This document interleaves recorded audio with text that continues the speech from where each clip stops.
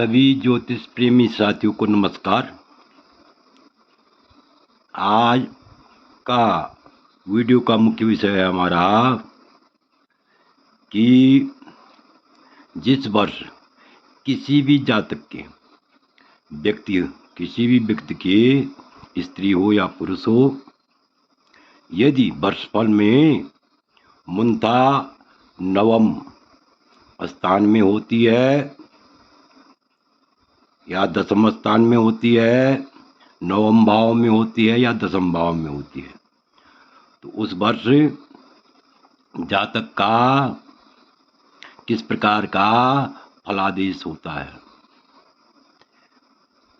अर्थात नवम भाव की मूलता और दसम भाव की मूलता यदि वर्षफल में हो तो ऐसी मूलता किस प्रकार से शुभ फल देती है, इस विषय पर हम विस्तार पूर्वक चर्चा करेंगे। इससे पहले मेरा आप लोगों से अनुरोध है, यदि आपने अभी तक मेरा चैनल सब्सक्राइब नहीं किया तो अवश्य सब्सक्राइब करने का कष्ट करें, वीडियो को लाइक करें, शेयर करें। तो देखिए, कितने ही सज्जन पूछते हैं कि यह कौन सी पुस्तक है। तो वर्षफल की जो दुर्लभ पुस्तक है वह है, वर्षफल का जो दुर्लभ ग्रंथ है वह नीलकंठी है, ताजिक नीलकंठी। यह ताजिक नीलकंठी यानी दैवज्ञ नीलकंठ द्वारा लिखी गई है। यह ध्यान से देखिए, ध्यान से सुनिए, यह ताजिक नीलकंठी दैवज्ञ नीलकंठ द्वारा रचित है, लिखी गई है। यह अति प्राचीन कृति है। तो इसमें लिखा गया है कि स्वामित्वमर्थोपमंगो निपिभ्यो धर्मोत्सव पुत्र कलत्र सौख्यम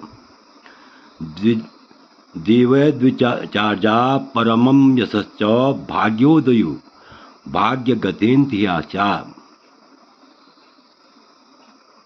इस सरल भाषा में लिखा गया है कि यानी भाग्य गति, ध्यान से देखिए, इसकी व्याख्या ध्यान से देखिए, भाग्य गति इंथियाम। यदि भाग्य स्थान में, इंथिया कहते हैं मुंता को, यानी इंथिया जो है मुंता का ही नाम है। यदि भाग्य स्थान में जिस वर्ष किसी भी जातक की मुंता होती है, भाग्य स्थान मतलब नवम भाव में, यदि किसी जातक की वर्षफल में मुंता हो तो ऐसा जातक का क्या होता है, उस वर्ष लोगों में प्रभुत्व रहता है, स्वामित्व अर्थात लोगों में वर्चस्व रहता है, और अर्थ मंगो अर्थात निरपेभ्यो अर्थ मंगो, राजा से धन लाभ की प्राप्ति होती है। तो राजा से धन क्यों, राजतंत्र तो है नहीं, ये तो प्रजातंत्र है। ये प्राचीन ग्रंथ है।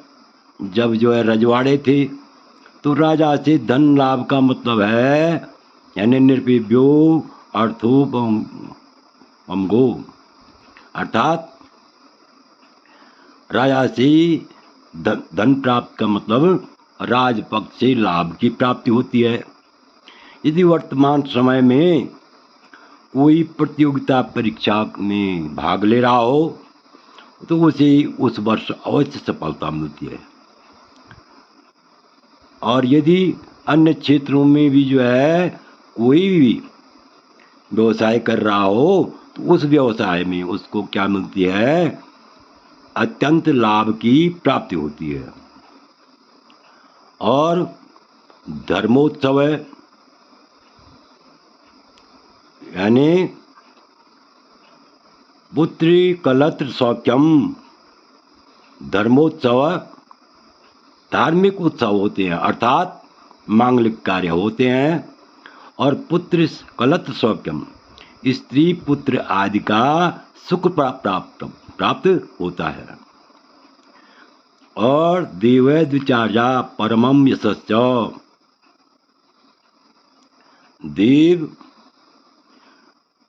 और देव देवता और ब्राह्मणों में भक्ति होती है और भाग्योदय होता है। सबसे बड़ी बात क्या है? यशश्च परमम यशश्च, उत्तम यश की प्राप्ति होती है और भाग्योदय होता है। ऐसे जातक का क्या होता है? उस वर्ष निश्चित ही भाग्योदय प्राप्त होता है। तो भाग्योदय क्या होता है? भाग्योदय किसे कहते हैं? यानी यम यम चिंतयते कामम तम तम प्राप्त निश्चितम, यानी आदमी का कोई भी कार्य अगर वर्षों से अटकावा हो तो ऐसे में जो है उस कार्य में उसको सफलता मिलती है। माना भवन नहीं है, किराए के मकान में रह रहा है, तो किराए के मकान की प्राप्ति होती है। यानी प्रथम वरीयता उसकी क्या है? माना कोई वाहन का अभिलाषी है तो वाहन का सुख प्राप्त होता है। माना भूमि भवन से जो है वो भूमि भवन के कारण दुखी है, उस समय जो है भूमि भवन की प्राप्ति होती है, चल अचल संपत्ति की प्राप्ति होती है। माना पुत्र जो है संतान सुख नहीं मिल रहा है तो संतान सुख की प्राप्ति होती है। तो इस प्रकार से ऐसे जातक का भाग्योदय होता है। यहाँ पर जो है भावार्थ देखिए, नवम भाव में और स्पष्ट हो जाएगा। नवम भाव में मुंता हो तो लोगों में प्रभुत्व होता है, राजा से धन का लाभ प्राप्त होता है और धर्मोत्सव मतलब घर में मांगलिक कार्य होते हैं, स्त्री पुत्र का सुख मिलता है, देव ब्राह्मणों में भक्ति होती है और उत्तम सुयश और भाग्योदय होता है। तो आशा है कि नवम भाव में जो ये मुंथा का फलादेश आप समझ गए होंगे। अब देखिए, यदि किसी जातक की दसम भाव में मुंथा हो तो उस वर्ष कैसे फल की प्राप्ति होती है, कैसे शुभ फल की प्राप्ति होती है? तो देखिए, निर्भय प्रसादम स्वजनोपकारम सत्कर्म सिद्धिम द्विजदेव भक्तिम यशो विवृद्धिम विविधार्थ लाभम दत्ते मरस्ता मुथा पदाप्तिम। अर्थात यदि दसम भाव में मुंता हो उस समय क्या होता है? जिस वर्ष दसम भाव में मुंता हो तो राजा का अनुग्रह प्राप्त होता है।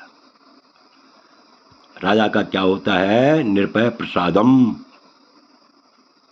यानी राजा का अनुग्रह प्राप्त होता है। अर्थात सबसे बड़ी बात यह है कि राजपक्ष से लाभ की प्राप्ति होती है।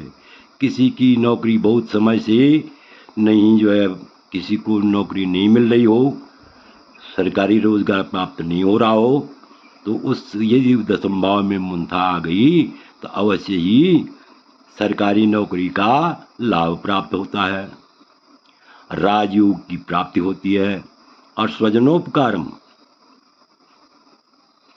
और अपने बंधुओं का उपकार करता है उस समय उस वर्ष। अर्थात भाई बंधुओं की का जो है सहयोग, भाई बंधुओं को अपना अमूल्य सहयोग देता है। और सत्कर्म सिद्धिम, सबसे बड़ी बात यह है सभी कार्यों में सिद्धि प्राप्त होती है। सभी कार्यों में क्या होती है? सिद्धि प्राप्त होती है। जो कार्य अटके हुए हैं वो कार्य पूर्ण होते हैं। यम यम चिंतयते कामम तम तम प्राप्त निश्चितम, जिस जिस काम की जिस जिस कार्य की यानी चिंता हो तो वह कार्य उस वर्ष अवश्य ही प्राप्त होते हैं। यदि दसम भाव में मुंथा हो और क्या होता है? द्विज देव भक्तिम, ब्राह्मण और देवताओं में अनन्य प्रेम होता है यशो विवृद्धिम, यश की वृद्धि होती है तथा अनेक प्रकार के लाभ होते हैं। अनेक प्रकार से क्या, विविधार्थ लाभम, अनेक प्रकार के लाभ होते हैं। जिस भी क्षेत्र में जो है हाथ बढ़ाओ तो लाभ ही लाभ प्राप्त होता है। और अधिकार प्राप्त होते हैं। विविधार्थ लाभम दत्ते अम्बरस्ता मुथा पदाप्तिम, मतलब पदाप्तिम, मुथा जो है, मुथा का मतलब मुंथा, अनेक प्रकार के अधिकारों से। यदि मुंथा दशम भाव में हो तो ऐसे जातक को पदाप्तिम, अनेक प्रकार के यानी पद प्राप्त होते हैं, अधिकार प्राप्त होते हैं। तो यहाँ पर भावार्थ स्पष्ट है। यदि कोई किसी पद का इच्छुक हो, बहुत दिनों से प्रतीक्षा कर रहा हो, तो उस वर्ष उसको जो है उस पद की प्राप्ति होती है। नात्र संदेह लेशम, इसमें जरा भी संदेह नहीं है। तो अब भावार्थ और भी स्पष्ट हो जाएगा। ये तो व्याख्या हुई, भावार्थ देखिए और स्पष्ट हो जाएगा। दशम भाव में मुंथा हो तो राजा का अनुग्रह अर्थात राजयोग की प्राप्ति होती है और साधुओं का उपकार, सभी कार्यों की सिद्धि। सबसे बड़ी बात क्या है, सभी कार्यों की सिद्धि। यम यम चिंतयते कामम तम तम प्राप्तुम निश्चितम। और देव ब्राह्मणों में प्रेम होता है, यश की वृद्धि होती है और अनेक प्रकार से लाभ होते हैं। जिस भी क्षेत्र में जाओ लाभ ही लाभ की प्राप्ति होती है और अधिकार प्राप्त होते हैं। मतलब कोई बहुत दिनों से किसी भी अधिकार का इच्छुक हो, किसी भी पद प्राप्त करने का इच्छुक हो, उस वर्ष जो है उसे निसंदेह उसको उसके योग्यता के अनुसार रोजगार की प्राप्ति होती है। तो आशा है कि आप इस वीडियो को भली बात समझ गए होंगे। आपसे अनुरोध है, यदि आपने अभी तक मेरा चैनल सब्सक्राइब नहीं किया तो अवश्य सब्सक्राइब करने का कष्ट करें, वीडियो को लाइक करें, शेयर करें। वीडियो देखने के लिए बहुत बहुत धन्यवाद।